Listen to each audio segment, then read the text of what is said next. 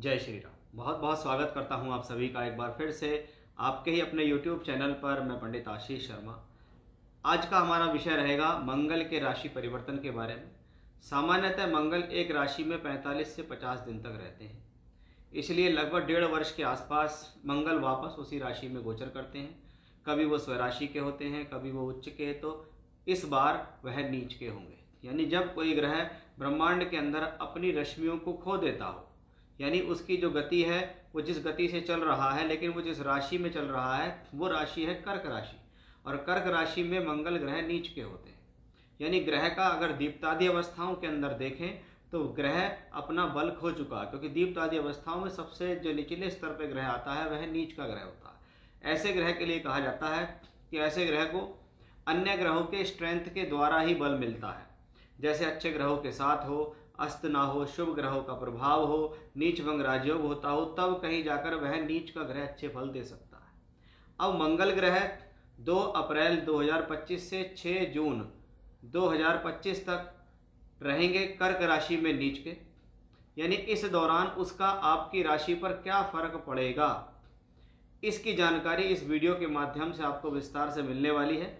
इसलिए वीडियो में अंत तक जरूर बने रहिए, जिससे आपकी राशि के अकॉर्डिंग इसकी विशेष जानकारी मिल सके। चंद्रमा, जिसको हम मन का कारक ग्रह मानते हैं, और मन के कारक ग्रह का संबंध जैसे ग्रहों से होता है वैसा ही आपका मन भी होता है। यानी इसका सबसे बड़ा जो प्रभाव है वो आपकी सोच विचार, आपकी मानसिकता, आपके मन मस्तिष्क पर पड़ेगा। चंद्रमा एक मन का ग्रह है, और चंद्रमा के ऊपर कहा जाता है अगर मंगल का प्रभाव आता है, क्योंकि मंगल उसकी राशि में नीच का है, इसलिए ये कॉम्बिनेशन जीवन में आपके एग्रेशन को कंट्रोल करने वाला माना जाता है। अब अगर ये मंगल चंद्रमा की राशि में नीच का है तो आप एग्रेशन कंट्रोल नहीं कर पाएंगे। वहीं दूसरी तरफ चंद्रमा पर मंगल का प्रभाव ना हो तो ये कहीं ना कहीं आपकी मानसिकता के लिए बेहतर है। यानी अगर इसको हम एग्रेशन के बारे में बात करें तो मंगल कौन है? हिम्मती, साहसी, जोशीला प्लेनेट है। मंगल यहाँ चर राशि में नीच का हो रहा है। एक तो अग्नि तत्व ग्रह है और वो भी चलायमानता से भरा हुआ ग्रह है। यानी सबसे ज़्यादा जरूरी आपको ये ध्यान रखना है कि आपको आने वाले इस समय के दौरान 2 अप्रैल से 6 जून तक कम से कम अपनी बुद्धि और अपनी मानसिकता और सोच विचार पर विशेष ध्यान देना होगा कि एग्रेशन नहीं करना है, गुस्सा नहीं करना है, जल्दबाजी नहीं करनी है। किसी भी एक्शन को लेने में आपको तीव्रता दिखाने की ज़रूरत नहीं है। ऐसी स्थिति के अंदर अगर हम देखें तो मंगल यहाँ चंद्रमा की राशि में, अगर आपकी कुंडली, कोई भी कुंडली है आपकी, किसी भी लगन की कुंडली है आपकी, तो अगर आपको मंगल से संबंधित महादशा अंतरदशा चल रही है तो ब्रह्मांड में वो महादशा अंतरदशा का लॉर्ड और नीच का हो रहा है, इसलिए आपके ऊपर इसका प्रभाव अन्य लोगों के मुकाबले ज़्यादा पड़ेगा। कर्क राशि पुनर्वसु, पुष्य और अश्लेषा नक्षत्र से भरी हुई राशि है। जिन लोगों का जन्म इन राशियों में हुआ है, या जिन लोगों के प्लैनेट इन राशियों के अंदर बैठे हैं, या आपकी कुंडली में कर्क राशि में कोई प्लेनेट बैठा हुआ है तो मंगल उसके ऊपर से ट्रांजिट करेगा, तो इन लोगों के ऊपर भी इसका प्रभाव अधिक देखा जाएगा। यानी मंगल की दशा चल रही है तो प्रभाव ज़्यादा होगा, उन नक्षत्रों से संबंधित है।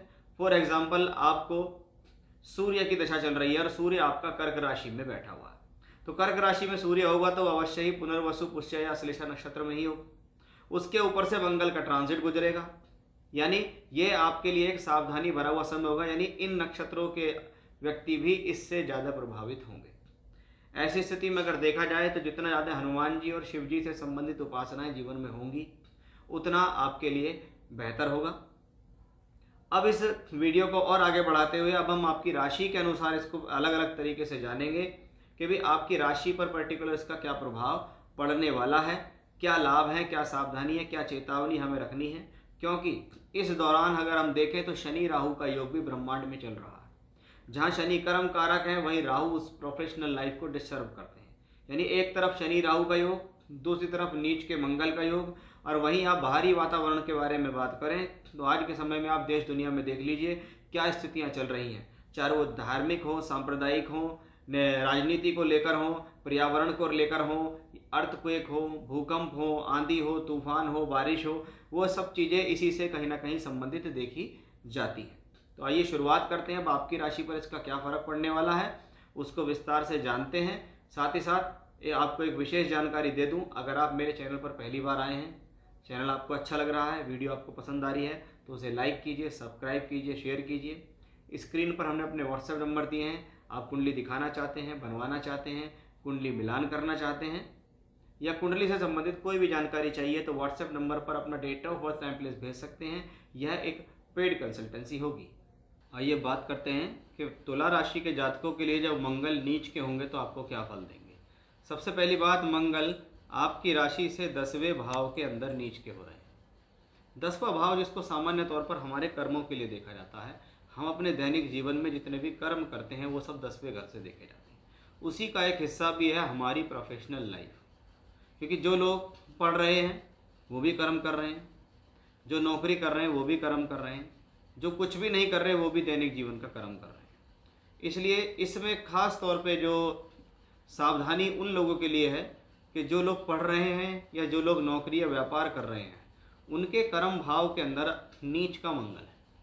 अब ये नीच का जो मंगल होता है और ये चंद्रमा की राशि में हो तो इसके पास पेशेंस नहीं होता, और जब पेशेंस नहीं होता है तो हम कहते हैं कि भाई ऐसे मंगल से सावधान रहना चाहिए। ऐसा मंगल आपकी प्रोफेशनल लाइफ के अंदर उठापटक देने में सक्षम है। आपकी जल्दबाजी से, आपके पेशेंस को खोने से, आपके क्रोध से, आपके क्विक डिसीजन लेने से आपको लॉसेस हो सकते हैं। ये कॉम्बिनेशन बताता है कि जब तक दशम भाव में मंगल यहाँ रहेगा तब तक आपको अपनी प्रोफेशनल लाइफ को संभालना है।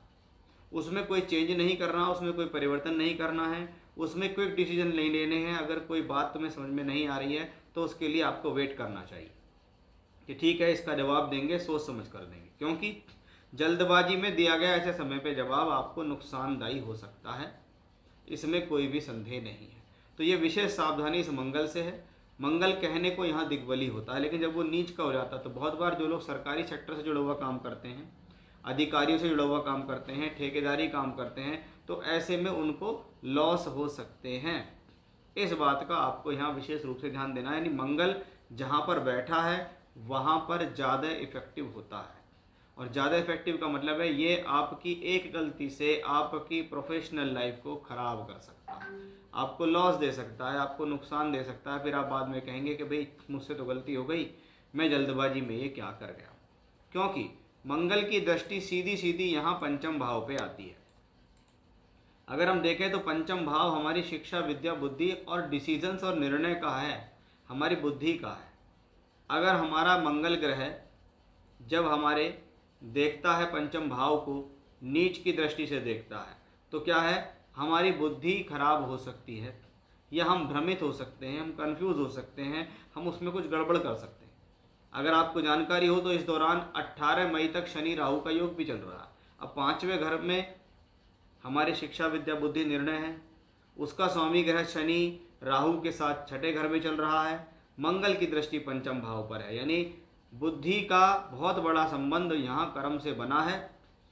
पहला, जो एजुकेशन कर रहे हैं उनके लिए नुकसानदायी स्थिति हो सकती है, लव रिलेशनशिप्स में प्रॉब्लम आ सकती है, साथ ही साथ अपनी गलती से अपना नुकसान संभव है, क्योंकि मंगल की दृष्टि यहाँ आपके राशि लगन के ऊपर भी पड़ रही है।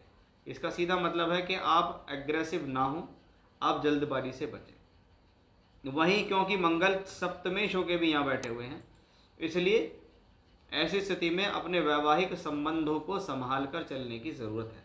बहुत बार क्या होता है, संबंध तो खराब हुए घर पे, और उसका जो गुस्सा है, जो इरिटेशन है, वो निकल रही है आपकी प्रोफेशनल लाइफ में। दूसरे घर का मालिक मंगल भी यहाँ बैठा हुआ है। अब दूसरा घर हमारी बोलचाल, हमारी वाणी का, तो हमें ऐसी स्थिति में अपनी बोलचाल और वाणी में सौम्यता रखनी है। अगर हम चाहते हैं हमारा किसी प्रकार का लॉस ना हो, या हमारा कोई नुकसान ना हो, या घर परिवार के लोगों से हमारे संबंध खराब ना हो, उसमें आपको ये चीज़ का ध्यान, यानी ओवरऑल अगर हम देखें तो जितना ज़्यादा शांति से और धैर्य से ये समय निकलेगा, जितने शांति से आपके कर्म होंगे, शांत रहेंगे, कम बोलेंगे, एग्रेशन नहीं करेंगे, जल्दबाजी में नहीं जाएंगे, उतना ही ये मंगल आपके लिए फेवरेबल होगा। अदरवाइज जो चीज़ें मैंने आपको बताई हैं उन सब क्षेत्रों में आपको लॉसेस भी हो सकते हैं। तो ये था तुला राशि के जातकों पर कैसा होगा प्रभाव जब मंगल होंगे दशम भाव में नीच के। जय श्री राम।